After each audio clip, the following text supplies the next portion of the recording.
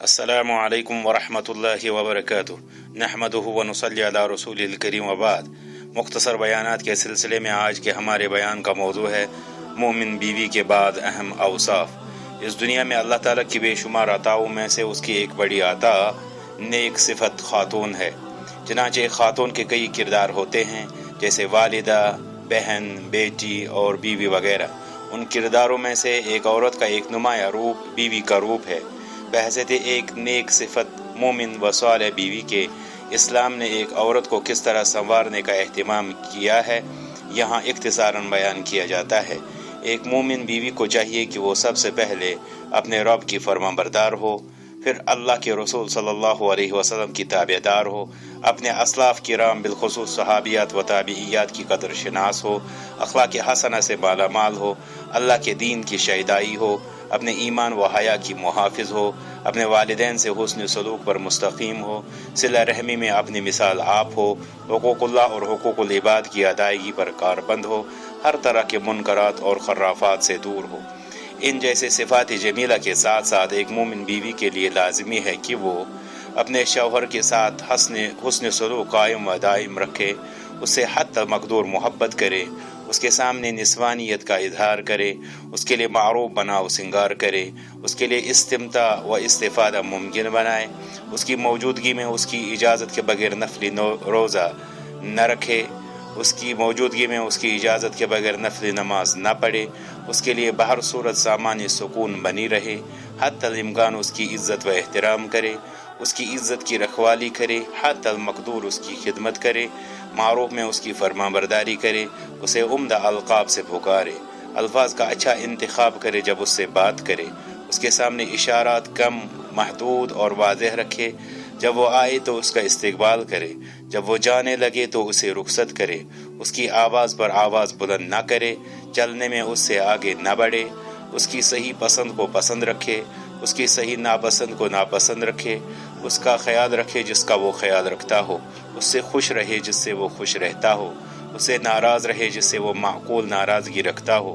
اس کے سامنے خوشگواری کا اظہار کرے، اس کے سامنے اچھے کام و حرکات کرے، اس سے ہر ناخوشگواری چھپائے رکھے، اس کے سامنے بیجا بیماری نہ جتلائے، اس کے جذبات و احساسات کا خیال رکھے، اس کے شعور اور اس کی محبت جیتنے کی کوشش کرے، نہ روئے جب وہ ہنستا ہو، نہ ہنسے جب وہ روتا ہو، اس کے لائے ہوئے کم کو زیادہ سمجھے، اس کے لائے ہوئے زیادہ پر شکر گزار رہے، اس کے خیر کا اعتراف کرے،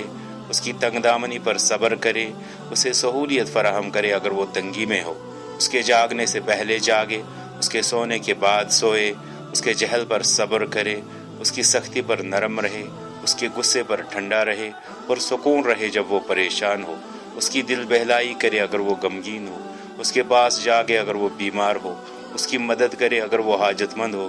جب وہ اسے مشورہ طلب کرے تو خیر خواہی کرے، اس پر اپنی رائے نہ ٹھونسے، اسے اپنی بات پر مجبور نہ کرے، ضرورت میں اس کی مدد کرے، اس کے ساتھ نوکر کا معاملہ نہ کرے، کسی کام پر اس کی بیجا تنقید نہ کرے، ناحق اس کی عیب جوئی نہ کرے، اس کے رازوں کی حفاظت کرے، کسی بھی حال میں اس کی غیبت نہ کرے، ہرگز اس کی چغلی نہ کھائے، ہمسایوں اور رشتہ داروں کے درمیان اس کی شان بڑھائے، عام لوگوں میں بھی اس کی قدر و منزلت بلند کرے، اگر اس کی شکایت کی شدید ضرورت پڑے تو انصاف سے بات کرے،